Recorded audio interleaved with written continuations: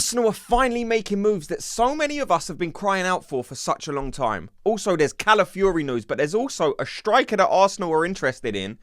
And it's now being said that he could be available on a cut price deal. We're going to speak about all of that. But before we do, just very quickly, if you enjoy these daily Arsenal videos, just let me know by hitting like on this video. So the first place we're going to be starting are these Arsenal sales. It seems like a lot of these fringe players are finally being sold. We've had so many of these players on the fringes we've loaned out that aren't good enough, that we just can't seem to be able to get any kind of fee for. But it's coming out now in the last 24, 48 hours that Arsenal were actually very close to finalising a deal to get rid of some of the players.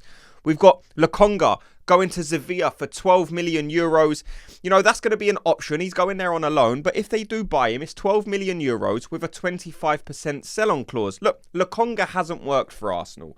But there's also Tavares to Lazio, £9 million euro. It's a mandatory fee, so he's going to go there and they have to buy him for 9 million euros. Look, with both of these players, they was kind of both an experiment. I didn't actually mind the deals when Arsenal went for them. You know, Lokonga, he was highly rated by Vincent Kompany, and we know the story behind that. Mikel Arteta took a gamble on him, and he just wasn't at the level yet. Now, people have seen glimpses. We saw it last season. He was actually starting to show that maybe he can be a bit of a decent player. And Arsenal obviously think that as well, because in that contract, like I said, they want a 25% sell-on clause. So Arsenal definitely still think there could be something in this player. And maybe if this was the Arsenal team of 5-6 seasons ago, you know, maybe they would have given this guy slightly longer. But the position that Arsenal are in, we can no longer afford to have these players that might work out. You know, you can't be challenging Man City for the Premier League and have players in your squad that might be good enough. You need to know if these players are ready. You need to know that these players can step up and really make the difference. You know, your whole squad matters now when you're a title challenger. You can't have players on your bench that you're not really confident of putting in. And we've seen that last season, even with some better players than these guys. You know, Mikel Arteta didn't think a lot of them players were good enough. And that's why we do need a clear out in this summer. And this is just the start of that. We also need to see the sale of Eddie Nketiah. We also need to see the sale of Smith Rowe, of Reece Nelson. I mean, these are the players that are really going to be bringing in them bigger fees. When we start to sell those kind of players, that's when I think we're going to start looking out there at the market. Because Mikel Arteta done an interview very recently. It's on the Arsenal website. And he was saying with all these restrictions in place, it's very difficult to operate how we have been in the last, 3-4 seasons. You know, you can't just go out there and spend all this money now because of these restrictions. Teams are being asked to operate in a different way. And that's just something we're seeing. You know, this summer transfer window hasn't been as crazy as it had been the past couple of seasons. Now, there's a couple of different reasons for that. Of course, you've got the Copa America going on. You've got the Euros going on. And after these competitions do finish, we will see a lot more movement. I see so much frustration out there with Arsenal fans, and they're saying, why are we not moving? How are we not bringing in any of these players? And, you know, the main reason is not just the restrictions, but because these competitions are going on.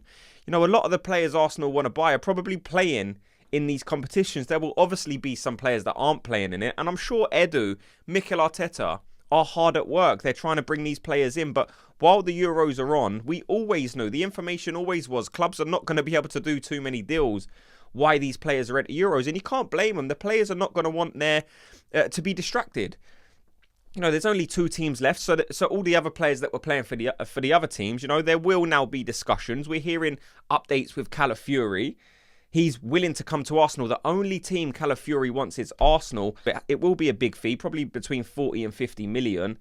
But like I said, there's encouragement there because Calafiori does only want Arsenal. He doesn't want any other team. And Arsenal are, I don't know, are they delaying their negotiations? Are they doing what Arsenal always does in, you know, we're offering them incremental 1 mil until it finally gets up to the price that they want? Will Arsenal miss out on this player? I know a lot of people are saying that. They're scared if Arsenal keep acting slow on this deal, that Arsenal could actually miss out and maybe a Chelsea or another team could come in for it. I wouldn't be worried about that just because how confident everyone is in that the player only wants to join Arsenal. He's only said yes to Arsenal. So I wouldn't be worried about that. I think the final round of discussions are meant to be taking place either this weekend or early next week. So we could have a scenario where in the next few days, the Calafiori deal could actually be completed. We could get that here we go from Fabrizio Romano. I hope it does happen because I would like to see Calafiori going on the pre-season tour. If we can get all the players, well, I don't think we're going to get all the players, but if we can get like Calafiori in,